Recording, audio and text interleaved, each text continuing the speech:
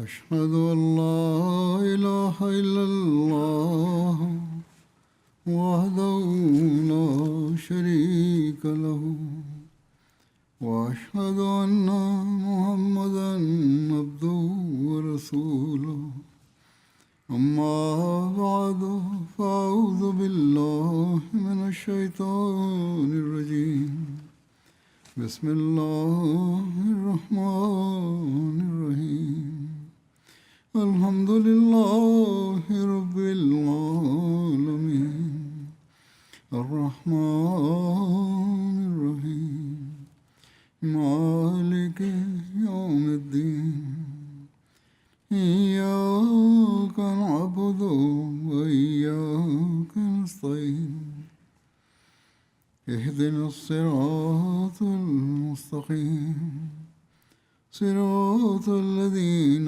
أنعمت عليهم غير المغضوب عليهم ولا الضالين.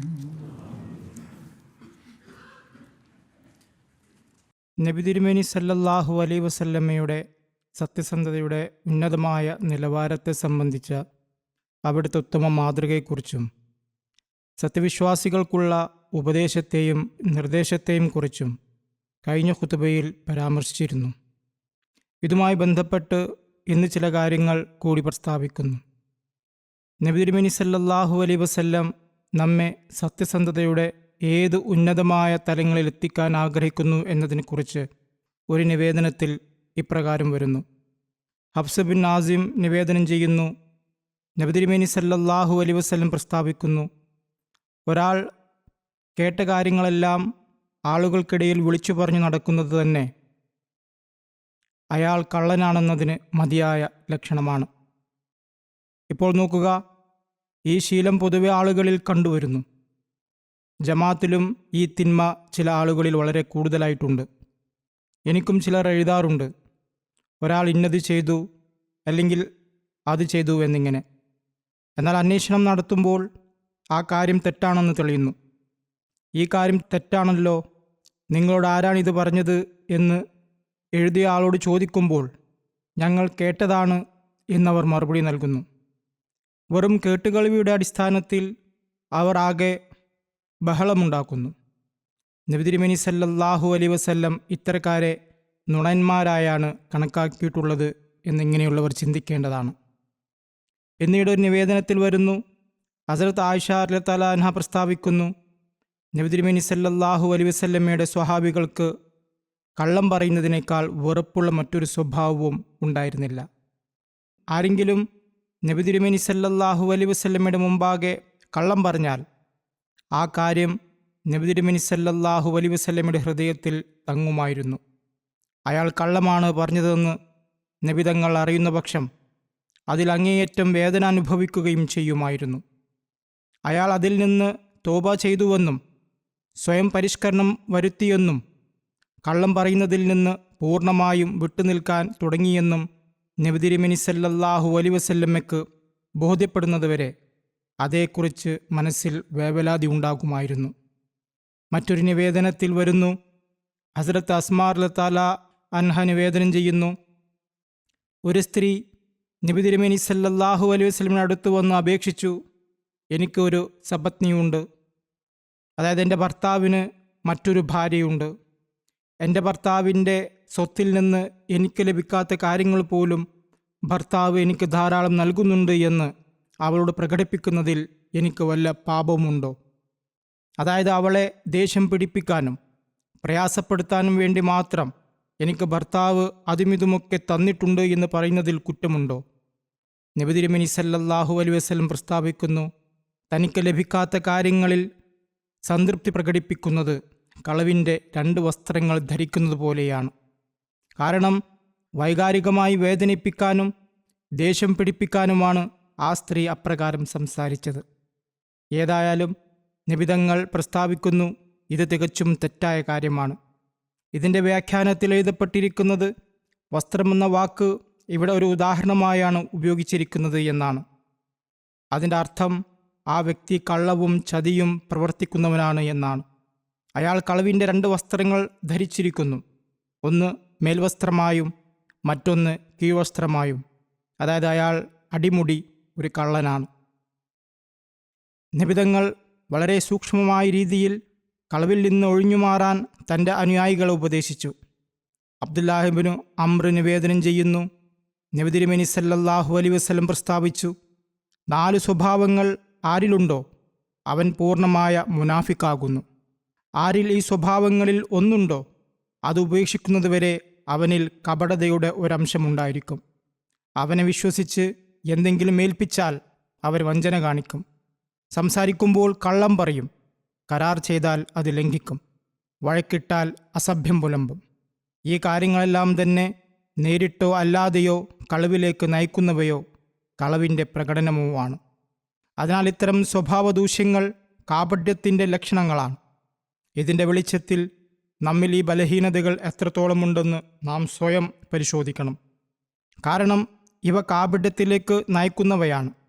ഒരു മനുഷ്യനും കപടവിശ്വാസി എന്ന് വിളിക്കപ്പെടാൻ ആഗ്രഹിക്കുകയില്ല. പിന്നീട് തെറ്റായ വാർത്തകൾ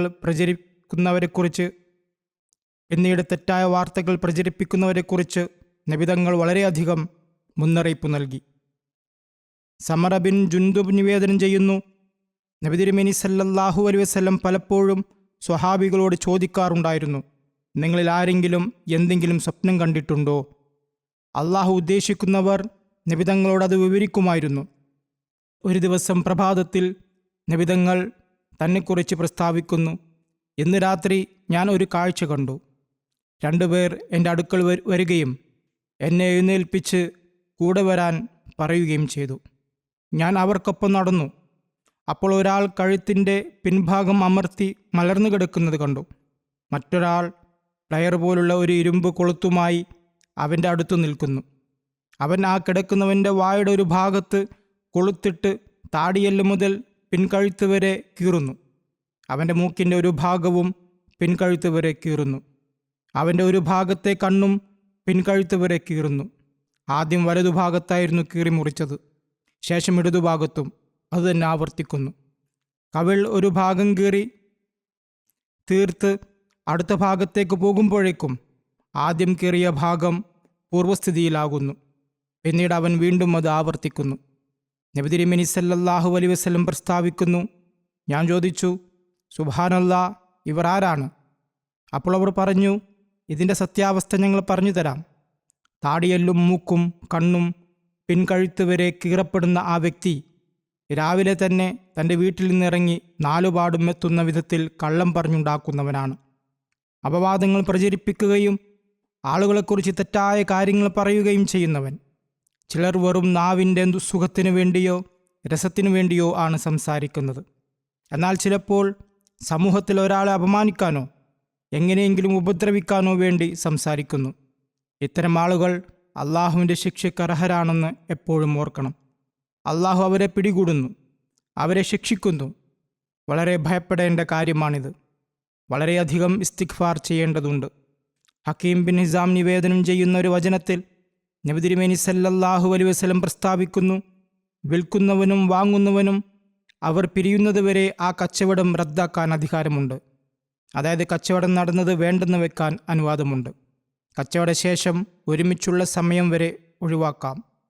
പിരിഞ്ഞുപോയ ശേഷം പാടില്ല. അവർ സത്യസന്ധത കാണിക്കുകയും കാര്യങ്ങൾ വ്യക്തമായി പറയുകയും ചെയ്താൽ അവരുടെ കച്ചവടത്തിൽ ബറക്കത്ത് ഉണ്ടാകുന്നതാണ്. എന്നാൽ അവർ കാര്യങ്ങൾ ഒളിച്ചു വെക്കുകയും കള്ളം പറയുകയും ചെയ്താൽ ആ കച്ചവടത്തിൻ്റെ ബറക്കത്ത് നഷ്ടപ്പെടും. മിക്കവാറും കച്ചവട തർക്കങ്ങൾ കള്ളം പറയുന്നതിലൂടെയാണ് ഉടലെടുക്കുന്നത്. അള്ളാഹു അത്തരക്കാരുടെ കാര്യങ്ങളിലും കച്ചവടത്തിലും ബർക്കത്ത് നൽകുകയില്ല. ദുനിയാവിൽ അവർക്ക് നഷ്ടം സംഭവിക്കുന്നതിന് പുറമെ അള്ളാഹുവിൻ്റെ അടുക്കൽ അവർ പാപികളാവുകയും ശിക്ഷ അനുഭവിക്കേണ്ടി വരികയും ചെയ്യും. പിന്നീട് ഇബ്നു ഉമർ നിവേദനം ചെയ്യുന്നു, നബി തിരുമേനി സല്ലല്ലാഹു അലൈഹി വസല്ലം പ്രസ്താവിക്കുന്നു, ഒരു ദാസൻ കള്ളം പറയുമ്പോൾ അവൻ പ്രവർത്തിച്ച ആ കുറ്റം കാരണം ഉണ്ടാകുന്ന ദുർഗന്ധം മൂലം മലക്ക് അവനിൽ നിന്ന് 1 മൈൽ ദൂരം വരെ അകന്നു പോകുന്നു. മറ്റൊരു നിവേദനത്തിൽ ഹസ്രത്ത് അബൂ ഹുറൈറ ഇപ്രകാരം പ്രസ്താവിക്കുന്നു, നബി തിരുമേനി സല്ലല്ലാഹു അലൈഹി വസല്ലം ഒരു ധ്യാനക്കൂനയുടെ അടുക്കലൂടെ നടന്നു പോവുകയായിരുന്നു. നബി തങ്ങൾ കൈ അതിനുള്ളിലേക്കിട്ടു. അപ്പോൾ വിരലുകളിൽ ഈർപ്പം അനുഭവപ്പെട്ടു. നബിതങ്ങൾ ചോദിച്ചു, അല്ലയോ ധാന്യത്തിൻ്റെ ഉടമസ്ഥ, താങ്കൾ വിൽക്കുന്ന ഈ ധാന്യത്തിൻ്റെ ഉള്ളിൽ എന്താണ് നനവ്? അയാൾ പറഞ്ഞു, യാ റസൂലല്ലാ, അതിൽ മഴ നനഞ്ഞതാണ്. നബി തിരുമേനി സല്ലല്ലാഹു അലൈഹി വസല്ലം പ്രസ്താവിച്ചു, എങ്കിൽ ആളുകൾക്ക് കാണാൻ പാകത്തിൽ താങ്കൾ അത് മുകളിൽ വെക്കാമായിരുന്നില്ലേ? എന്തിനാണ് അത് ഒളിപ്പിച്ച് താഴെ വെച്ചത്? ആര് വഞ്ചന കാണിക്കുന്നുവോ അവൻ എന്നിൽപ്പെട്ടവനല്ല എന്ന് നിബിതങ്ങൾ പ്രസ്താവിച്ചു. ബിസിനസ് ചെയ്യുന്നവർ എത്രത്തോളം സൂക്ഷ്മത പാലിക്കേണ്ടതുണ്ട്. ഒരു മുസ്ലിമിൽ നിബിതങ്ങൾ വളർത്തിയെടുക്കാൻ ആഗ്രഹിച്ച നിലവാരമാണിത്.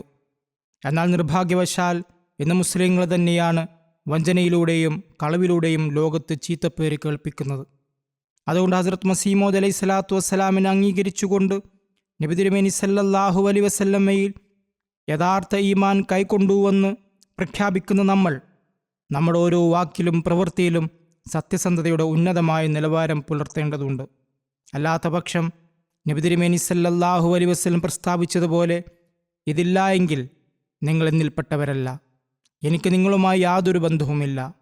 സത്യസന്ധതയെ സൂക്ഷ്മമായി വീക്ഷിച്ചുകൊണ്ട് അത് സ്വീകരിക്കാൻ അനേകം ഉപദേശങ്ങളും നിർദ്ദേശങ്ങളും നിബിതങ്ങൾ നൽകിയിട്ടുണ്ട്. സത്യസന്ധത പൂർണ്ണമായി മുറുകെ പിടിക്കുന്നതുവരെ ഒരാൾക്കും യഥാർത്ഥ മുസ്ലിമാകാൻ കഴിയില്ല. നബിതങ്ങളുടെ ജീവിതത്തെ സംബന്ധിച്ച ചില കാര്യങ്ങൾ ഞാൻ ഇവിടെ അവതരിപ്പിക്കുന്നു. നബി തിരുമേനി സല്ലല്ലാഹു അലൈഹി വസല്ലം എപ്പോഴും സത്യം പറയുന്നതിലും വിശ്വസ്തതയിലും അങ്ങേയറ്റം മികച്ചു നിന്നതിനാൽ ജനങ്ങൾക്കിടയിൽ സ്വാദിഖ് എന്നും അമീൻ എന്നും പ്രശസ്തനായിരുന്നു. ഒരു ഗ്രന്ഥകാരൻ ഇപ്രകാരം രേഖപ്പെടുത്തിയിട്ടുണ്ട്, മുഹമ്മദ് നബി തിരുമേനി സല്ലല്ലാഹു അലൈഹി വസല്ലം ജാഹിലിയ കാലഘട്ടത്തിലാണ് നിയോഗിക്കപ്പെട്ടത്. അദ്ദേഹത്തിന് മുമ്പ് ആ ജനതയിലേക്ക് താക്കീതുകാരൊന്നും വന്നിട്ടുണ്ടായിരുന്നില്ല. ജനങ്ങൾ വിഗ്രഹങ്ങളെയും ദുഷ്ടശക്തികളെയും ആരാധിക്കുന്നവരായിരുന്നു. അത്തരമൊരു ജനതയുടെ ഇടയിൽ ശൈത്താൻ്റെ സംഘത്തിൻ്റെയും വിഗ്രഹാരാധകരുടെയും കൂട്ടത്തിൽ വളർന്നിട്ടും കുട്ടിക്കാലം മുതൽക്കേ നബി തിരുമേനി സല്ലല്ലാഹു അലൈഹി വസല്ലമയ്ക്ക് വിവേകവും ജ്ഞാനവും നൽകപ്പെട്ടു. നബി തിരുമേനി സല്ലല്ലാഹു അലൈഹി വസല്ലം ഒരിക്കലും വിഗ്രഹങ്ങളിലേക്ക് ആകൃഷ്ടനാവുകയോ അവരുടെ ഉത്സവങ്ങളിൽ പങ്കുചേരുകയോ ചെയ്തില്ല. നബി തിരുമേനിയിൽ നിന്ന് ആരും ഒരിക്കലും കള്ളം കേട്ടിട്ടില്ല. ജനങ്ങളുടെ ദൃഷ്ടിയിൽ നബി തിരുമേനി സല്ലല്ലാഹു അലൈഹി വസല്ലം സദൂഖ്, അമീൻ, ക്ഷമാശീലൻ, ദയാലു ഒക്കെയായിരുന്നു. ഇസ്ലാമിന് മുമ്പുള്ള ജാഹിലിയ കാലഘട്ടത്തിൽ പോലും തർക്കങ്ങളിൽ തീർപ്പ് കൽപ്പിക്കാൻ നബി തിരുമേനി സല്ലല്ലാഹു അലൈഹി വസല്ലമയെയാണ് നിയോഗിച്ചിരുന്നത് എന്ന് നിവേദനങ്ങളിൽ കാണാം. ഈ കാര്യത്തെക്കുറിച്ച് ഹസ്രത്ത് മുസ്ലിം മൗദ് ഒരു സ്ഥലത്ത് ഇപ്രകാരം പ്രസ്താവിക്കുന്നു, നബി തിരുമേനി സല്ലല്ലാഹു അലൈഹി വസല്ലമയുടെ ഉത്കൃഷ്ട സ്വഭാവത്തെ സംബന്ധിച്ച മൊത്തത്തിലുള്ള സാക്ഷ്യം അവിടുത്തെ ജനത നൽകിയതാണ്. അതായത് നുബുവത്ത് വാദത്തിനു മുമ്പ് തന്നെ അവിടുത്തെ ജനത അവിടുത്തേക്ക് അമീനെന്നും സ്വാദിഖ് എന്നും പേര് നൽകിയിരുന്നു.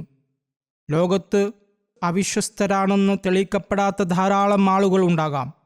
കഠിനമായ പരീക്ഷണങ്ങളിലൂടെ കടന്നുപോകാൻ അവസരം ലഭിക്കാത്തവരും ധാരാളമുണ്ടാകാം. അങ്ങനെയുള്ളവർ സാധാരണ പരീക്ഷണങ്ങളിൽ വിശ്വസ്തത പുലർത്തിയേക്കാം. എന്നിരുന്നാലും അവരുടെ ജനത അവർക്ക് പ്രത്യേകമായൊരു പേര് നൽകാറില്ല. കാരണം ഒരാൾ ഏതെങ്കിലും സവിശേഷ ഗുണത്തിൽ മറ്റുള്ളവരെക്കാൾ മികച്ചു നിൽക്കുമ്പോൾ മാത്രമാണ് ഇത്തരത്തിലുള്ള പ്രത്യേക നാമങ്ങൾ നൽകപ്പെടുന്നത്. യുദ്ധത്തിൽ പങ്കെടുക്കുന്ന എല്ലാ ഭടന്മാരും സ്വന്തം ജീവൻ അപകടത്തിലാക്കുന്നുണ്ട്. എന്നാൽ ഇംഗ്ലീഷ് ജനത എല്ലാ ഭടന്മാർക്കും വിക്ടോറിയ ക്രോസ് നൽകുന്നില്ല. ജർമ്മൻ ജനത എല്ലാ ഭടന്മാർക്കും ആര്യൻ ക്രോസ് നൽകുന്നില്ല. ഫ്രാൻസിൽ ലക്ഷക്കണക്കിന് ആളുകൾ വിജ്ഞാന സമ്പാദനത്തിൽ ഏർപ്പെടുന്നുണ്ട്. എന്നാൽ എല്ലാവർക്കും ലീജിയൻ ഓഫ് ഓണർ ലഭിക്കുന്നില്ല. അതിനാൽ ഒരാൾ കേവലം വിശ്വസ്തനോ സത്യവാനോ ആയിരിക്കുക എന്നത് അയാളുടെ മഹത്വത്തിലേക്ക് പ്രത്യേകമായി വെളിച്ചം വീശുന്നില്ല. എന്നാൽ ഒരു ജനത മുഴുവൻ ഒരാളെ അമീനെന്നും സ്വാദിഖ് എന്നും വിളിക്കുക എന്നത് അസാധാരണമായ കാര്യമാണ്. മക്കയിലെ ജനത എല്ലാ തലമുറയിലും ആർക്കെങ്കിലും ഇത്തരത്തിൽ പേര് നൽകുമായിരുന്നുവെങ്കിൽ പോലും ആ പേര് ലഭിക്കുന്ന ആൾ വലിയൊരാളായി പരിഗണിക്കപ്പെടുമായിരുന്നു. എന്നാൽ അറബ് ചരിത്രം പരിശോധിച്ചാൽ മനസ്സിലാക്കാൻ സാധിക്കുന്നത് അറബികൾ ഓരോ തലമുറയിലും ആർക്കും ഇത്തരമൊരു പേര് നൽകാറില്ലായിരുന്നു എന്നാണ്. അറബികളുടെ നൂറുകണക്കിന് വർഷത്തെ ചരിത്രത്തിൽ നബി തിരുമേനി സല്ലല്ലാഹു അലൈഹി വസല്ലമയ്ക്ക് മാത്രമാണ് അറബ് ജനത അമീനെന്നും സ്വാദിഖ് എന്നും പേര് നൽകിയത് എന്ന ഒരേ ഒരു ഉദാഹരണം മാത്രമേ നമുക്ക് കാണാൻ കഴിയുകയുള്ളൂ. അതുകൊണ്ട് അറബികളുടെ നൂറുകണക്കിന് വർഷത്തെ ചരിത്രത്തിൽ ഒരു ജനത ഒരേയൊരു വ്യക്തിക്ക് മാത്രം അമീനെന്നും സ്വാദിഖ് എന്നും പേര് നൽകിയത് കാണിക്കുന്നത് അവിടുത്തെ വിശ്വസ്തതയും സത്യസന്ധതയും അത്രമേൽ ഉന്നതമായിരുന്നു എന്നാണ്. അറബികളുടെ അറിവിൽ മറ്റൊരു വ്യക്തിയിലും ഇതിന് ഉദാഹരണം കണ്ടെത്താൻ കഴിഞ്ഞിരുന്നില്ല. കാര്യങ്ങളെ സൂക്ഷ്മമായി നിരീക്ഷിക്കുന്ന സ്വഭാവത്താൽ അറബികൾ ലോകത്ത് പ്രശസ്തരായിരുന്നു. അതിനാൽ അവർ എന്തിനെയെങ്കിലും അത്യപൂർവം എന്ന് വിശേഷിപ്പിക്കുന്നുണ്ടെങ്കിൽ അത് തീർച്ചയായും ലോകത്ത് അത്യപൂർവം എന്ന് കരുതപ്പെടാൻ യോഗ്യമാണ്. ഹസ്രത്ത് മസീഹ് മൗഊദ് അലൈഹി സ്വലാത്തു വസ്സലാം പ്രസ്താവിക്കുന്നു, ഇന്ന് ലോകത്തിൻ്റെ അവസ്ഥ വളരെ ദയനീയമായിരിക്കുന്നു. ഏത് വശത്തു നിന്ന് നോക്കിയാലും കള്ളസാക്ഷികളെ ഉണ്ടാക്കുന്നു.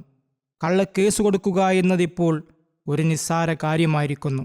വ്യാജരേഖകൾ ഉണ്ടാക്കുന്നു, വ്യാജ പ്രമാണങ്ങൾ ചമയ്ക്കുന്നു.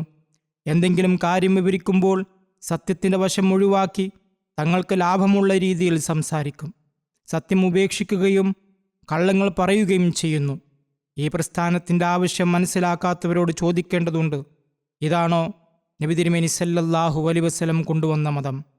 അള്ളാഹു കളവിനെ അശുദ്ധി എന്നാണ് വിളിച്ചത്. അതിൽ നിന്ന് അകന്നു നിൽക്കുവാൻ കൽപ്പിച്ചു. ഇജ്തനിബുർ റിജ്സ മിനൽ ഔസാനി വജ്തനിബു ഖൗലസ്സൂർ. ബിംബാരാധനയോടൊപ്പമാണ് കള്ളത്തെ ചേർത്ത് വച്ചിരിക്കുന്നത്. വിഡ്ഢിയായ മനുഷ്യൻ അള്ളാഹുവിനെ ഉപേക്ഷിച്ച് കല്ലിലേക്ക് തിരിയുന്നതുപോലെയാണ് ഇതും. അതായത് അശുദ്ധിയിൽ നിന്ന് നിങ്ങൾ അകന്നു നിൽക്കുക. കാരണം ഇതൊരു വലിയ തിന്മയാണ്. കള്ളം പറയുക എന്നതും നിങ്ങൾ അശുദ്ധിയിൽ വീഴുന്നത് പോലെയും തെറ്റായ കാര്യങ്ങളിൽ അകപ്പെടുന്നത് പോലെയും തന്നെയാണ്. ബിംബാരാധന തെറ്റായ കാര്യമാണ്, മ്ലേച്ഛമായ കാര്യമാണ്. വിഡ്ഢിയായ മനുഷ്യൻ അള്ളാഹുവിനെ ഉപേക്ഷിച്ച് കല്ലിനെ വണങ്ങുന്നത് പോലെ തന്നെ സത്യസന്ധതയും നേരും ഉപേക്ഷിച്ച് സ്വന്തം കാര്യസാധ്യത്തിനായി കള്ളത്തെ ഒരു വിഗ്രഹമാക്കുന്നു. ഇതുകൊണ്ടാണ് അള്ളാഹു ഇതിനെ വിഗ്രഹാരാധനയോടൊപ്പം ചേർത്ത് വച്ചിരിക്കുന്നത്. വിഗ്രഹാരാധനയിൽ നിന്ന് അകന്നു നിൽക്കുക, കാരണം അതൊരു വലിയ പാപമാണ്. കള്ളം പറയുന്നതും അതിന് തുല്യമാണ്.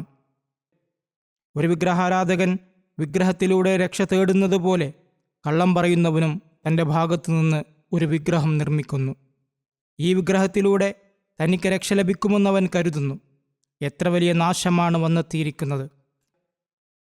എന്തിനാണ് വിഗ്രഹാരാധികളാകുന്നത് എന്ന് ചോദിച്ചാൽ, ഈ അശുദ്ധി ഉപേക്ഷിക്കൂ എന്ന് പറഞ്ഞാൽ അവർ പറയുന്നു, ഇതില്ലാതെ ഞങ്ങൾക്ക് കഴിയില്ല എന്ന്.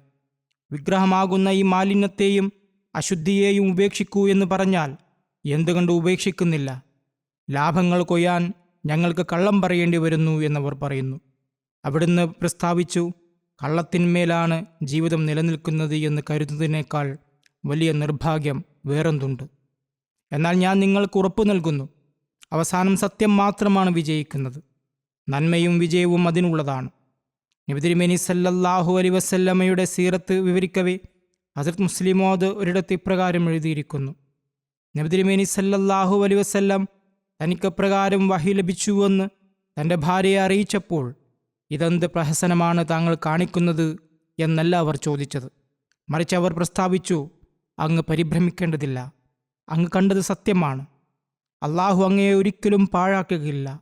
കാരണം അങ്ങ് കുടുംബബന്ധം പുലർത്തുന്നു, നിരാലംബരുടെ ഭാരം ചുമക്കുന്നു, നന്മകളെ പുനഃസ്ഥാപിക്കുന്നു, അതിഥികളെ സൽക്കരിക്കുന്നു, സത്യത്തെ പിന്തുണയ്ക്കുന്നു, സത്യത്തെയും നീതിയെയും ഉയർത്തിപ്പിടിക്കുന്നു.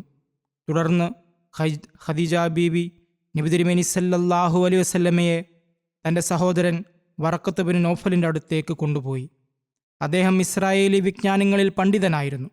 അദ്ദേഹം ഇത് കേട്ട ഉടൻ പ്രസ്താവിച്ചു, ഇത് മൂസാ നബിക്ക് ലഭിച്ചതുപോലെയുള്ള വഹി തന്നെയാണ്. മൂസാ നബിക്ക് ലഭിച്ച വഹിയിന് സമാനമായ കൽപ്പനകളും നിർദ്ദേശങ്ങളുമാണ് ഇതിലും അടങ്ങിയിരിക്കുന്നത്. പിന്നീട് ഹസ്രത്ത് മസീഹ് മൗഊദ് അലൈഹി സ്വലാത്തു വസ്സലാം ചില സാക്ഷ്യങ്ങൾ കൂടി വിവരിച്ചു. അതിലൊന്ന് വറഖത്ത് ബിൻ നൗഫലിൻ്റേതായിരുന്നു. വീടിനുള്ളിൽ തന്നെ യൗവനത്തിലേക്ക് പ്രവേശിച്ചുകൊണ്ടിരിക്കുന്ന ഒരു പിതൃ സഹോദര പുത്രനുണ്ടായിരുന്നു. യുവാക്കൾക്കിടയിൽ പ്രബോധനം നടത്താൻ ഏറ്റവും അനുയോജ്യനായ ഒരാൾ. നബി തിരുമേനി സല്ലല്ലാഹു അലൈഹി വസല്ലമയും ഹസ്രത്ത് ഖദീജയും വളരെ ഗൗരവത്തോടെ ഈ സുപ്രധാനമായ മാറ്റത്തെക്കുറിച്ച് സംസാരിക്കുന്നത് കേട്ടപ്പോൾ അദ്ദേഹം വളരെ വിനയത്തോടെ മുന്നോട്ട് വന്ന് ഇപ്രകാരം പ്രസ്താവിച്ചു: നിശ്ചയമായും അങ്ങ് സത്യവാനാണെന്ന് ഞാൻ വിശ്വസിക്കുന്നു. അള്ളാഹു താങ്കളോട് സംസാരിച്ചിരിക്കുന്നുവെന്നും ലോകത്തിൻ്റെ പരിഷ്കരണത്തിനായി താങ്കളെ നിയോഗിച്ചിരിക്കുന്നുവെന്നും ഞാൻ ഉറച്ചു വിശ്വസിക്കുന്നു. പിന്നീട് നബി തിരുമേനി സല്ലല്ലാഹു അലൈഹി വസല്ലമയുടെ സ്വഭാവമഹിമയിൽ ആകൃഷ്ടനായി മാതാപിതാക്കൾ ഉപേക്ഷിച്ച് അവിടുത്തെ വാതിൽപ്പടിക്കൽ കഴിയുന്ന ഒരു മോചിതനായ അടിമയുടെ സാക്ഷ്യമാണ് വരുന്നത്. പതുക്കെ നടക്കുന്ന ഈ സംസാരങ്ങൾ കേൾക്കുകയും തൻ്റെ യജമാനൻ്റെ മുഖത്ത് ചിന്തയുടെയും ഉത്കണ്ഠയുടെയും ലക്ഷണങ്ങൾ കാണുകയും ചെയ്തപ്പോൾ അദ്ദേഹം മുന്നോട്ട് വന്ന് തൻ്റെ യജമാനൻ്റെ വസ്ത്രത്തിൽ പിടിച്ചുകൊണ്ട് ഇപ്രകാരം പ്രസ്താവിച്ചു: എൻ്റെ യജമാനനെ, അങ്ങ് കണ്ടത് തന്നെ സംഭവിക്കും. താങ്കൾ പ്രസ്താവിച്ചത് സത്യമാണ്. അങ്ങ് കണ്ടതും സത്യമാണ്. അങ്ങയെപ്പോലെയുള്ള ഒരു മനുഷ്യനോട് പ്രകൃതി ഒരിക്കലും ചതി കാണിക്കുകയില്ല. അങ്ങ് ആപാദചൂടും സത്യമാണ്. താങ്കളെ പ്രകൃതി എങ്ങനെ വഞ്ചിക്കാനാണ്? അങ്ങയുടെ കൈകളിലൂടെ ലോകം പരിഷ്കരിക്കപ്പെടേണ്ട സമയം അതിക്രമിച്ചിരിക്കുന്നു. എനിക്കും അങ്ങയുടെ കൂടെ കഴിയാനും സേവനം ചെയ്യാനും അനുവാദം നൽകിയാലും. പിന്നീട് മറ്റൊരു സാക്ഷ്യം ഒരുറ്റ സുഹൃത്തിൻ്റെതാണ്. ഒരേ ചിപ്പിക്കുള്ളിൽ വളർന്ന രണ്ട് മുത്തുകൾ പോലെയായിരുന്നു അവർ. തൻ്റെ സുഹൃത്ത് അടിസ്ഥാനമില്ലാത്ത കാര്യങ്ങൾ പറഞ്ഞു തുടങ്ങിയെന്നും ഒരുപക്ഷെ അദ്ദേഹത്തിൻ്റെ മാനസിക നിലയിൽ തകരാർ സംഭവിച്ചിട്ടുണ്ടാകാമെന്നും ആളുകൾ പറയുന്നത് കേട്ടപ്പോൾ അദ്ദേഹം ഓടിച്ചെന്ന് വാതിൽ തുറപ്പിച്ചു ചോദിച്ചു: ഈ കേൾക്കുന്നതെല്ലാം സത്യമാണോ? നബി തിരുമേനി സല്ലല്ലാഹു അലൈഹി വസല്ലം അത് വിശദീകരിക്കാൻ തുടങ്ങിയപ്പോൾ അദ്ദേഹം പറഞ്ഞു: ദൈവത്താണ്, എനിക്ക് തെളിവുകളൊന്നും നൽകേണ്ടതില്ല. ഈ കാര്യങ്ങൾ സത്യമാണോ എന്ന് മാത്രം പറഞ്ഞാൽ മതി. നബി തിരുമേനി സല്ലല്ലാഹു അലൈഹി വസല്ലം അത് ശരിവെച്ചപ്പോൾ അദ്ദേഹം പറഞ്ഞു: എൻ്റെ സത്യവാനായ സുഹൃത്തെ, അങ്ങയുടെ ദൗത്യത്തിൽ ഞാൻ വിശ്വസിക്കുന്നു. തെളിവുകൾ നൽകിക്കൊണ്ട് എൻ്റെ വിശ്വാസത്തെ അങ്ങ് സംശയിപ്പിക്കാൻ നോക്കുകയായിരുന്നു. അങ്ങയുടെ സത്യസന്ധത ഞാൻ അത്രത്തോളം കണ്ടറിഞ്ഞതാണ്. ഇനി തെളിവുകളുടെ ആവശ്യമില്ല. തുടർന്ന് ഹസ്രത്ത് അബൂബക്കർ പറഞ്ഞു: എൻ്റെ സുഹൃത്തെ, അങ്ങയുടെ മുഖം കണ്ടിട്ടുള്ള ഒരാൾക്ക് എങ്ങനെയാണ് അങ്ങയുടെ വാക്കിനെ സംശയിക്കാൻ കഴിയുക? ഇതിൽ എതിർപ്പുകൾ ഉണ്ടാകുമെന്നതിൽ യാതൊരു സംശയവുമില്ല. കാരണം വറഖത്ത് ബിൻ നൗഫൽ പറഞ്ഞതുപോലെ, ലം യഅതി റജുലും ഖത്തു ബിമിസ്ലിഹി മാ ജിഅ്ത ബിഹി ഇല്ലാ ഊസിയ. അതായത്, ഇത്തരം ഒരു സന്ദേശവുമായി വന്ന ഒരാളും ജനങ്ങളുടെ എതിർപ്പിൽ നിന്ന് രക്ഷപ്പെട്ടിട്ടില്ല. എന്നാൽ അള്ളാഹുവിൻ്റെ തന്ത്രം നോക്കൂ. ഈ എതിർപ്പിൻ്റെ കൊടുങ്കാറ്റ് വരുന്നതിന് മുമ്പ് തന്നെ അള്ളാഹു എപ്രകാരമാണ് അങ്ങേക്ക് കൂട്ടുകാരെ നൽകിയത്. മക്കയിലെ താമസക്കാരിൽ ഇസ്രായേലി വിജ്ഞാനങ്ങളിൽ പണ്ഡിതനായിരുന്ന വറഖത്ത് ആദ്യഘട്ടത്തിൽ തന്നെ അങ്ങയുടെ മുന്നിൽ കീഴടങ്ങി. ജീവിത പങ്കാളി ഖദീജ വഹ്യ് കേട്ടയുടൻ അങ്ങയെ ആശ്വസിപ്പിക്കാൻ തുടങ്ങി. അങ്ങയുടെ കുടുംബത്തിലെ സ്വഭാവമഹിമകൾ എപ്പോഴും കണ്ടുകൊണ്ടിരുന്ന ബാലനായ സഹോദരൻ അലി തൻ്റെ സേവനങ്ങൾ വാഗ്ദാനം ചെയ്തു. അങ്ങയുടെ ഇടപാടുകളെയും ദരിദ്രരോടുള്ള പെരുമാറ്റത്തെയും കുറിച്ച് ആഴത്തിൽ നിരീക്ഷിച്ചിട്ടുള്ള മോചിതനായ അടിമ സെയ്ദ് അങ്ങയുടെ സത്യസന്ധതയ്ക്ക് സത്യം ചെയ്യാൻ തുടങ്ങി. കുട്ടിക്കാലം മുതലുള്ള സുഹൃത്തും മക്കയുടെ ഉപകാരിയും മാന്യതയുടെ പ്രതീകവുമായ അബൂബക്കർ അങ്ങ് വഹീനെക്കുറിച്ച് അവകാശപ്പെട്ടു എന്ന് കേട്ട മാത്രയിൽ തന്നെ അടിമത്തത്തിൻ്റെ മാലയണിഞ്ഞ് അങ്ങയുടെ വാതിൽ പടിക്കൽ വന്നു നിന്നു. ഭക്തിയുടെയും ആത്മാർത്ഥതയുടെയും ഈ സമാനതകളില്ലാത്ത പ്രകടനം അങ്ങയുടെ ഹൃദയത്തിൽ എത്രത്തോളം സന്തോഷം നൽകിയിട്ടുണ്ടാകും. മക്കക്കാരുടെ ബഹളവും പരിഹാസവും കേൾക്കുമ്പോൾ അങ്ങ് പുഞ്ചിരിച്ചുകൊണ്ട് ഇപ്രകാരം പറയുമായിരുന്നു: ഇത് എന്നെ അറിയാത്ത നിങ്ങളുടെ വിധിയാണ്. എന്നെ മന്ത്രവാദിയെന്നും ജാലവിദ്യക്കാരനെന്നും മറ്റും വിളിക്കുന്നവർ എന്നെ അറിയുന്നവരുടെ സാക്ഷ്യം കൂടി ഒന്ന് കേട്ടുനോക്കൂ. അവർ എപ്രകാരമാണ് എനിക്ക് ചുറ്റും സ്വന്തം ജീവൻ നൽകാൻ തയ്യാറായി നിൽക്കുന്നത് എന്ന്. മൂസാ നബി തൻ്റെ ഭാരം ചുമക്കാൻ ഒരു സഹായിയെ നൽകണമെന്ന് പ്രാർത്ഥിച്ചിരുന്നു. ഇവിടെ ഈ വചനത്തിൻ്റെ വ്യാഖ്യാനത്തിൽ ഹസ്രത്ത് മൂസായുടെ അനുയായികളെയും നബി തിരുമേനി സല്ലല്ലാഹു അലൈഹി വസല്ലമയുടെ അനുയായികളെയും തമ്മിൽ താരതമ്യം ചെയ്യുകയാണ്. അതുകൊണ്ടാണ് മൂസാ നബിയുടെ ഉദാഹരണം നൽകിയത്. മൂസാ നബി പ്രാർത്ഥിച്ചാണ് ഒരു സഹായിയെ ചോദിച്ചതെങ്കിൽ മുഹമ്മദ് നബി തിരുമേനി സല്ലല്ലാഹു അലൈഹി വസല്ലമയ്ക്ക് അള്ളാഹു പ്രാർത്ഥിക്കാതെ തന്നെ 5 സഹായികളെ നൽകി. അങ്ങയുടെ ഭാരം ലഘൂകരിക്കുന്നതിൽ അത്യുജ്വലമായി പ്രവർത്തിച്ച സഹായികളായിരുന്നു അവർ. വറഖത്ത് ബിൻ നൗഫൽ പെട്ടെന്ന് തന്നെ വഫാത്തായിരുന്നെങ്കിലും അങ്ങയുടെ സത്യസന്ധതയ്ക്ക് മായാത്ത ഒരു സാക്ഷ്യം നൽകി. ഹസ്രത്ത് ഖദീജ അതിനുശേഷം 12 വർഷത്തോളം ഒരു സ്ത്രീയായിരുന്നിട്ടും ധീരയായ പുരുഷന്മാർ പോലും തലകുനിച്ചു പോകുന്ന വിധത്തിലുള്ള പ്രവർത്തനങ്ങളാണ് കാഴ്ചവെച്ചത്.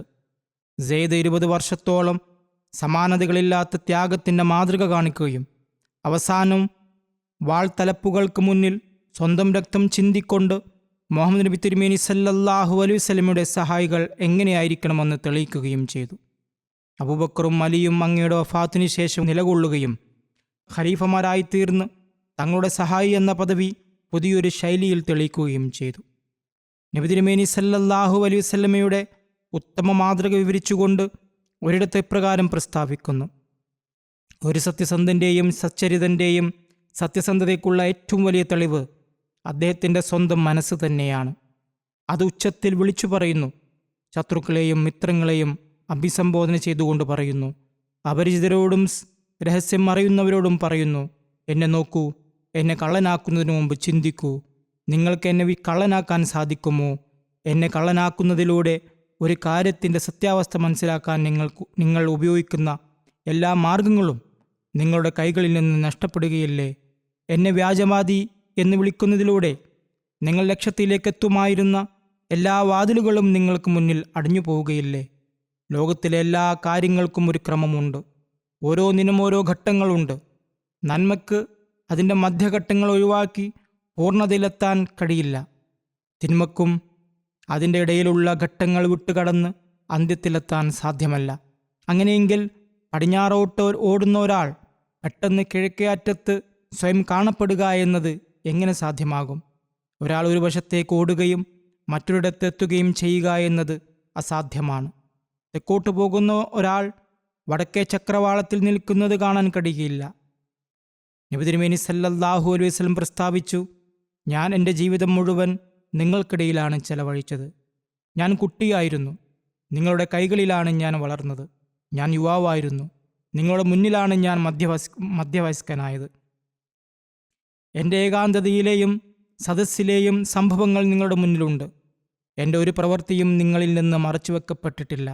എൻ്റെ ഒരു വാക്കും നിങ്ങളിൽ നിന്ന് ഒളിഞ്ഞിരിക്കുന്നുമില്ല. അങ്ങനെയെങ്കിൽ ഞാൻ എപ്പോഴെങ്കിലും കള്ളം പറഞ്ഞിട്ടുണ്ടെന്ന് പറയാൻ നിങ്ങളിൽ ആർക്കെങ്കിലും സാധിക്കുമോ? നബി തിരുമേനി സല്ലല്ലാഹു അലൈഹി വസല്ലം ഇപ്രകാരം പ്രഖ്യാപനം നടത്തുകയാണ്: ഞാൻ എപ്പോഴെങ്കിലും കള്ളം പറയുകയോ അക്രമം പ്രവർത്തിക്കുകയോ ചതിക്കുകയോ വഞ്ചിക്കുകയോ ആരുടെയെങ്കിലും അവകാശം തട്ടിയെടുക്കുകയോ സ്വന്തം വലുപ്പം ആഗ്രഹിക്കുകയോ അധികാരം നേടാൻ ശ്രമിക്കുകയോ ചെയ്തിട്ടുണ്ടെന്ന് പറയാൻ ആരെങ്കിലുമുണ്ടോ? എല്ലാ മേഖലകളിലും നിങ്ങൾ എന്നെ പരീക്ഷിച്ചു, എല്ലാ സാഹചര്യങ്ങളിലും നിങ്ങൾ എന്നെ വിലയിരുത്തി. എന്നാൽ എല്ലായ്പ്പോഴും എൻ്റെ പാദങ്ങളെ നേരായ മാർഗത്തിൽ മാത്രമാണ് നിങ്ങൾ കണ്ടത്. എല്ലായ്പ്പോഴും മിതത്തിലൂടെ സഞ്ചരിക്കുന്നത് നിങ്ങൾ കണ്ടു. എല്ലാ വൈകല്യങ്ങളിൽ നിന്നും എന്നെ പരിശുദ്ധനായി കണ്ടു. അങ്ങനെ സുഹൃത്തുക്കളിൽ നിന്നും ശത്രുക്കളിൽ നിന്നും ഞാൻ അമീനെന്നും സ്വാദിഖ് എന്നും പേര് നേടി. എന്നിട്ടും ഇതെന്തൊരു കാര്യമാണ്! ഇന്നലെ വൈകുന്നേരം വരെ ഞാൻ അമീനും സ്വാദിഖും സത്യസന്ധനും കള്ളത്തിൽ നിന്ന് കാതങ്ങളകലെ നിൽക്കുന്നവനും സത്യത്തിനു വേണ്ടി സമർപ്പിക്കപ്പെട്ടവനുമായിരുന്നു. സത്യം എന്നെക്കുറിച്ച് അഭിമാനം കൊണ്ടിരുന്നു. എല്ലാ കാര്യങ്ങളിലും നിങ്ങൾ എന്നെ വിശ്വസിച്ചിരുന്നു. എൻ്റെ എല്ലാ വാക്കുകളും നിങ്ങൾ സ്വീകരിച്ചിരുന്നു. എന്നാൽ ഇന്ന് ഒരു ദിവസം കൊണ്ട് എനിക്ക് അത്രമാത്രം മാറ്റം സംഭവിച്ചുവെന്നു. ഞാൻ മോശക്കാരിലും മോശക്കാരനും അശുദ്ധരിലും അശുദ്ധനുമായി മാറിയെന്നു. കേവലം ഒരു അവകാശവാദം ഉന്നയിച്ചതുകൊണ്ട് മാത്രം. ഒന്നുകിൽ ഞാൻ മനുഷ്യരോട് ഒരിക്കലും കള്ളം പറഞ്ഞിരുന്നില്ല, അല്ലെങ്കിൽ ഇപ്പോൾ അള്ളാഹുവിൻ്റെ പേരിൽ കള്ളം കെട്ടിച്ചമയ്ക്കുകയാണ്. ഇത്ര വലിയൊരു മാറ്റത്തിനും പരിവർത്തനത്തിനും പ്രകൃതി നിയമത്തിൽ എവിടെയെങ്കിലും ഉദാഹരണമുണ്ടോ? ഇത് 1-2 ദിവസത്തെ കാര്യമായിരുന്നുവെങ്കിൽ അഭിനയമാണെന്ന് നിങ്ങൾക്ക് പറയാമായിരുന്നു. 1-2 വർഷത്തെ കാര്യമായിരുന്നുവെങ്കിൽ നിങ്ങളെ വഞ്ചിക്കാൻ വേണ്ടി സ്വീകരിച്ച മാർഗമാണെന്ന് പറയാമായിരുന്നു. എന്നാൽ എൻ്റെ ജീവിതം മുഴുവൻ ഞാൻ നിങ്ങൾക്കിടയിൽ ചെലവഴിച്ചു. എൻ്റെ കുട്ടിക്കാലം നിങ്ങൾ കണ്ടു, എൻ്റെ യൗവനം നിങ്ങൾ വീക്ഷിച്ചു. വാർദ്ധക്യം ആരംഭിക്കുന്ന പ്രായം നിങ്ങളുടെ കണ്ണുകൾക്ക് മുന്നിലൂടെ കടന്നുപോയി. ഇത്രത്തോളം അഭിനയവും കൃത്രിമത്വവും എങ്ങനെ സാധ്യമാകും? നന്മയും തിന്മയും തിരിച്ചറിയാൻ കഴിയാത്ത കുട്ടിക്കാലത്ത് ഞാൻ എങ്ങനെ അഭിനയിക്കും? ഭ്രാന്തമായ പ്രായം എന്ന് വിളിക്കപ്പെടുന്ന യൗവനത്തിൽ ചതിയിലൂടെ എൻ്റെ അവസ്ഥയെ ഞാൻ എങ്ങനെ മറച്ചുവെക്കും? അല്പമെങ്കിലും ചിന്തിക്കൂ. ഈ ചതി എപ്പോൾ സംഭവിച്ചു? ആര് ചെയ്തു? നിങ്ങൾ ചിന്തിച്ചു നോക്കുമ്പോൾ എൻ്റെ ജീവിതം നിഷ്കളങ്കവും കുറ്റമറ്റതുമായാണ് കാണുന്നതെങ്കിൽ അതിനെ നന്മയുടെ രൂപമായും സത്യസന്ധതയുടെ പ്രതീകമായും കാണുന്നുവെങ്കിൽ സൂര്യനെ നോക്കിക്കൊണ്ട് ഇത് രാത്രിയാണെന്ന് പ്രഖ്യാപിക്കരുത്. പകൽ വെളിച്ചം വന്നിരിക്കുന്നു, ഇനി ഇത് രാത്രിയാണെന്ന് പറയരുത്. എൻ്റെ കാര്യങ്ങൾ നട്ടുച്ച വെളിച്ചം പോലെ വ്യക്തമാണ്. വെളിച്ചമുള്ളപ്പോൾ ഇരുട്ടിനെക്കുറിച്ച് പരാതിപ്പെടരുത്. എൻ്റെ വ്യക്തിത്വമല്ലാതെ മറ്റൊരു തെളിവ് നിങ്ങൾക്ക് ആവശ്യമുണ്ടോ? എൻ്റെ വ്യക്തിത്വം തന്നെയാണ് ഏറ്റവും വലിയ തെളിവ്. എൻ്റെ മുൻകാല സ്വഭാവങ്ങളല്ലാതെ മറ്റൊരു പ്രമാണത്തിൻ്റെ ആവശ്യമുണ്ടോ? എൻ്റെ ഭൂതകാലം മുഴുവൻ നിങ്ങളുടെ മുന്നിലുണ്ട്. എന്നിട്ടും നിങ്ങൾ തെളിവ് ചോദിക്കുന്നു. എൻ്റെ മനസ്സ് എനിക്ക് തന്നെ സാക്ഷിയാണ്. എൻ്റെ ജീവിതം എനിക്ക് സാക്ഷിയാണ്. നിങ്ങളിൽ ഓരോരുത്തരും സ്വന്തം ഉള്ളിലേക്ക് നോക്കിയാൽ നിങ്ങളുടെ ഹൃദയവും ബുദ്ധിയും ഇതിന് സാക്ഷ്യം നൽകും. സത്യസന്ധത ഇതിൽ നിലനിൽക്കുന്നുവെന്നും ഇത് സത്യസന്ധതയാൽ നിലനിൽക്കുന്നുവെന്നും. സത്യത്തിന് ഇതിനെക്കുറിച്ച് അഭിമാനമുണ്ട്. ഇതിന് സത്യത്തെക്കുറിച്ചും അഭിമാനമുണ്ട്. സ്വന്തം സത്യസന്ധത തെളിയിക്കാൻ ഇതിന് മറ്റു കാര്യങ്ങളുടെ ആവശ്യമില്ല. ഇതിൻ്റെ ഉദാഹരണം സൂര്യൻ ഉദിക്കുന്നത് തന്നെയാണ് സൂര്യനുള്ള തെളിവ് എന്നതുപോലെയാണ്. ഈ വലിയ തെളിവാണ് ഹസ്രത്ത് അബൂബക്കറിൻ്റെ ഹൃദയത്തിൽ ഇടം പിടിച്ചത്. ഇതേ ശക്തമായ തെളിവാണ് സത്യം അന്വേഷിക്കുന്നവരുടെ ഹൃദയത്തിൽ എപ്പോഴും ഇടം പിടിച്ചുകൊണ്ടിരിക്കുന്നത്. നബി തിരുമേനി സല്ലല്ലാഹു അലൈഹി വസല്ലം ഈ അവകാശവാദം ഉന്നയിച്ച സമയത്ത് ഹസ്രത്ത് അബൂബക്കർ തൻ്റെ ഒരു സുഹൃത്തിൻ്റെ വീട്ടിലായിരുന്നു.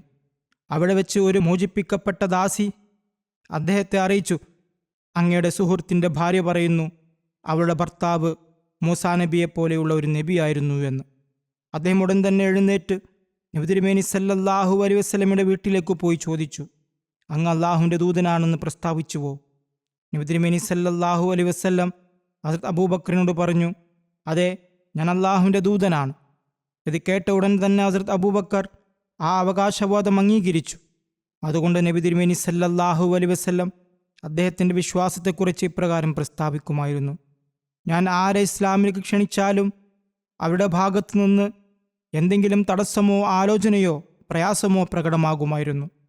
എന്നാൽ അബൂബക്കറിന് മുന്നിൽ ഇസ്ലാം സമർപ്പിച്ചപ്പോൾ അദ്ദേഹം അല്പം പോലും ശങ്കിച്ചില്ല. മറിച്ച് സ്വയം ഇസ്ലാം സ്വീകരിച്ചു. യാതൊരു അടയാളവും കാണുന്നതിനു മുമ്പ് തന്നെ നബി തിരുമേനി സല്ലല്ലാഹു അലൈഹി വസല്ലമയിൽ വിശ്വസിക്കാൻ ഹസ്രത്ത് അബൂബക്കറിനെ പ്രേരിപ്പിച്ചത് എന്തായിരുന്നു? അത് നബി തിരുമേനി സല്ലല്ലാഹു അലൈഹി വസല്ലമയുടെ സത്യസന്ധതയ്ക്ക് തന്നെത്താൻ സാക്ഷ്യം നൽകുന്ന അവിടുത്തെ പരിശുദ്ധ വ്യക്തിത്വമായിരുന്നു. ഇതേപോലെ ഹസ്രത്ത് ഖദീജ, ഹസ്രത്ത് അലി, ഹസ്രത്ത് സെയ്ദ് ബിൻ ഹാരിസ് എന്നിവരുടെ സാക്ഷ്യങ്ങൾ ഞാൻ വിവരിച്ചു കഴിഞ്ഞു.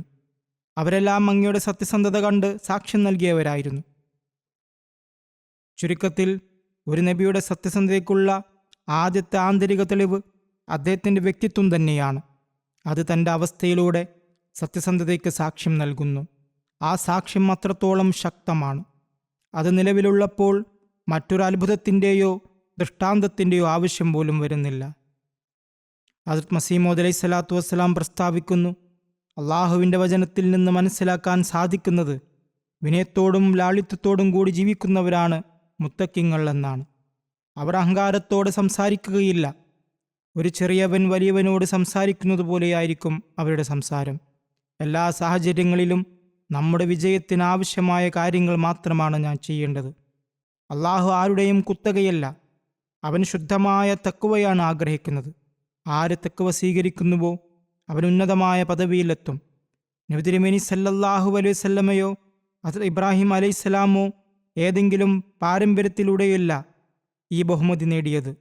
നബി തിരുമേനി സല്ലല്ലാഹു അലൈഹി വസല്ലമയുടെ ബഹുമാനപ്പെട്ട പിതാവ് ഹസ്രത്ത് അബ്ദുല്ല ഒരു മുശ്രിക്കായിരുന്നില്ല എന്ന് നമ്മൾ വിശ്വസിക്കുന്നു. ആളുകൾ ഇത്തരം ഒരു ചോദ്യം ഉന്നയിക്കാറുണ്ട്. അതിനുള്ള മറുപടി ഇവിടെ ലഭിച്ചു കഴിഞ്ഞു. അവിടുത്തെ പിതാവ് മുശ്രിക്കായിരുന്നില്ല എന്ന് നമ്മൾ വിശ്വസിക്കുന്നു. എന്നാൽ പിതാവല്ല അവിടത്തേക്ക് നുബുവത്ത് നൽകിയത്. അത് അള്ളാഹുവിൻ്റെ അനുഗ്രഹമായിരുന്നു. അവിടുത്തെ സ്വഭാവത്തിലുണ്ടായിരുന്ന ആ സത്യസന്ധതകളാണ് ഈ അനുഗ്രഹത്തിന് കാരണമായത്. പ്രവാചകന്മാരുടെ പിതാവായ ഹസ്രത്ത് ഇബ്രാഹിം അലൈഹിസ്സലാം തൻ്റെ സത്യസന്ധതയും തഖ്വയും കാരണമാണ് മകനെ ബലി നൽകാൻ മടിക്കാത്തത്. അദ്ദേഹം തീയിലേക്ക് എറിയപ്പെട്ടു. ഈ സത്യസന്ധതയുടെ പേരിലാണ് അദ്ദേഹം തീയിൽ അകപ്പെട്ടതും. അവിടുന്ന് പ്രസ്താവിക്കുന്നു, നമ്മുടെ നേതാവും യജമാനനുമായ മുഹമ്മദ് നബി തിരുമേനി സല്ലല്ലാഹു അലൈഹി വസല്ലമയുടെ സത്യസന്ധതയും വിശ്വസ്തതയും നോക്കൂ. അവിടുന്ന് എല്ലാത്തരം പ്രതികൂല സാഹചര്യങ്ങളെയും നേരിട്ടു. പലവിധത്തിലുള്ള കഷ്ടപ്പാടുകളും പ്രയാസങ്ങളും സഹിച്ചു. എങ്കിലും അവയൊന്നും കാര്യമാക്കിയില്ല. ഈ സത്യസന്ധതയും വിശ്വസ്തതയും കാരണമാണ് അള്ളാഹു അവിടുത്തെ അനുഗ്രഹിച്ചത്.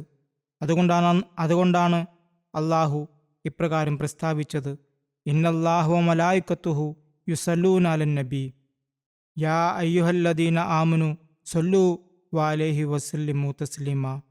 അള്ളാഹും അവൻ്റെ മലക്കുകളും നിബിതങ്ങൾക്കായി സ്വലാത്തു ചൊല്ലുന്നു. സത്യവിശ്വാസികളെ, നിങ്ങളും നിബിതങ്ങൾക്ക് വേണ്ടി സ്വലാത്തും സ്വലാമും ചൊല്ലുവിൻ. നബി തിരുമേനി സല്ലല്ലാഹു അലൈഹി വസല്ലമയുടെ പ്രവർത്തനങ്ങൾ അത്രമേൽ ഉന്നതമായിരുന്നുവെന്നും അവിടുത്തെ ഗുണവിശേഷങ്ങളെ പരിമിതപ്പെടുത്താൻ അള്ളാഹു ഒരു പ്രത്യേക വാക്കും ഉപയോഗിച്ചിട്ടില്ലെന്നും ഈ വചനത്തിൽ നിന്ന് വ്യക്തമാകുന്നു. അവിടുത്തെ ഗുണങ്ങളെ അള്ളാഹു പരിമിതപ്പെടുത്തിയില്ല. വാക്കുകൾ ലഭ്യമായിരുന്നുവെങ്കിലും അവ ഉപയോഗിച്ചില്ല.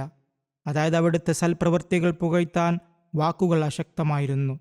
നമുക്ക് പരിമിതപ്പെടുത്താൻ കഴിയാത്ത വിധത്തിലുള്ള സൽപ്രവൃത്തികളായിരുന്നു അവ. ഇത്തരമൊരു വചനം മറ്റൊരു പ്രവാചകന്റെ കാര്യത്തിലും ഉപയോഗിച്ചിട്ടില്ല. അവിടുത്തെ ആത്മാവിൽ അത്രത്തോളം സത്യസന്ധതയും പരിശുദ്ധിയും ഉണ്ടായിരുന്നു. അവിടുത്തെ പ്രവൃത്തികൾ അള്ളാഹുവിൻ്റെ മുമ്പിൽ അത്രത്തോളം പ്രിയപ്പെട്ടതായിരുന്നു. അതുകൊണ്ടാണ് കൃതജ്ഞത എന്ന നിലയിൽ നിബിതങ്ങൾക്ക് വേണ്ടി സ്വലാത്ത് ചെല്ലാൻ അള്ളാഹു എന്നേക്കുമായി കൽപ്പിച്ചത്. അവിടുത്തെ ധീരതയും സത്യസന്ധതയും പരിശോധിച്ചാൽ അതിന് തുല്യമായൊന്നും നമുക്ക് കണ്ടെത്താൻ സാധിക്കുകയില്ല. മസീഹിൻ്റെ കാലഘട്ടം നോക്കുക. അവിടുത്തെ ധീരതയും ആത്മീയ സത്യസന്ധതയും അനുയായികളിൽ എത്രത്തോളം സ്വാധീനം ചെലുത്തി എന്ന് കാണാം. തെറ്റായ വഴിയിൽ സഞ്ചരിക്കുന്ന ഒരാളെ ശരിയാക്കിയെടുക്കുക എന്നത് എത്ര പ്രയാസകരമായ കാര്യമാണെന്ന് ഏവർക്കും അറിയാം. ഉറച്ചുപോയ ശീലങ്ങൾ മാറ്റുക എന്നത് അസാധ്യമായ കാര്യമാണ്. എന്നാൽ നമ്മുടെ പരിശുദ്ധ നബി തിരുമേനി സല്ലല്ലാഹു അലൈഹി വസല്ലം മൃഗങ്ങളെക്കാൾ മോശമായിരുന്ന ആയിരക്കണക്കിന് മനുഷ്യരെ പരിഷ്കരിച്ചു. ചിലർ മൃഗങ്ങളെപ്പോലെ സ്വന്തം അമ്മയും പെങ്ങളും തമ്മിലുള്ള വ്യത്യാസം പോലും തിരിച്ചറിയാത്തവരായിരുന്നു. അവർ അനാഥകളുടെ സ്വത്ത് കൈവശപ്പെടുത്തിയിരുന്നു.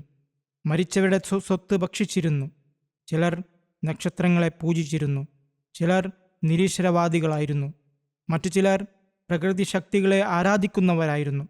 അറേബ്യൻ ഉപദ്വീപ് വിവിധ മതങ്ങളുടെ ഒരു സമാഹാരമായിരുന്നു. ഇതുകൊണ്ടുള്ള വലിയ ഗുണമെന്തെന്നാൽ ലോകത്ത് സാധ്യമായ എല്ലാ തെറ്റായ വിശ്വാസങ്ങളെയും ദുരുപദേശങ്ങളെയും ഇല്ലാതാക്കാൻ ആവശ്യമായ വിജ്ഞാനങ്ങൾ ഖുർആൻ ഉൾക്കൊള്ളുന്നു എന്നതാണ്. അള്ളാഹുവിൻ്റെ ആഴമേറിയ ജ്ഞാനവും തീരുമാനവുമാണ് ജാഹിലിയത്ത് അതിൻ്റെ അന്ത്യഘട്ടത്തിലെത്തിയ സമയത്ത് നബി തിരുമേനി സല്ലല്ലാഹു അലൈഹി വസല്ലമയെ നിയോഗിച്ചത്. ആ മൃഗതുല്യരായ മനുഷ്യരെ അവിടുന്ന് മനുഷ്യരാക്കി മാറ്റി. അല്ലാഹുമ്മ സ്വല്ലി അലാ മുഹമ്മദിൻ വ ആലി മുഹമ്മദ് വ ബാരിക് വസല്ലിം ഇന്നക ഹമീദും മജീദ്.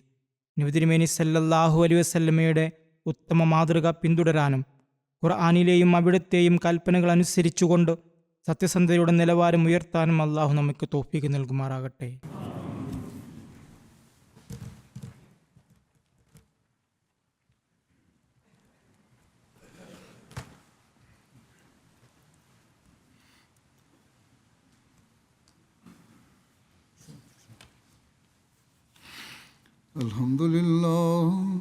അൽഹംദുലില്ലാഹി നഹ്മദുഹു വനസ്തഈനുഹു വനസ്തഗ്ഫിറുഹു വനുഅ്മിനു ബിഹി വനതവക്കലു അലൈഹി വനഊദു ബില്ലാഹി മിൻ ശുറൂരി അൻഫുസിനാ വമിൻ സയ്യിആതി അഅ്മാലിനാ മൻ യഹ്ദിഹില്ലാഹു ഫലാ മുദില്ല ലഹു ومن يضلل فلا هادي له ونشهد أن لا إله إلا الله ونشهد أن محمدا عبده ورسوله.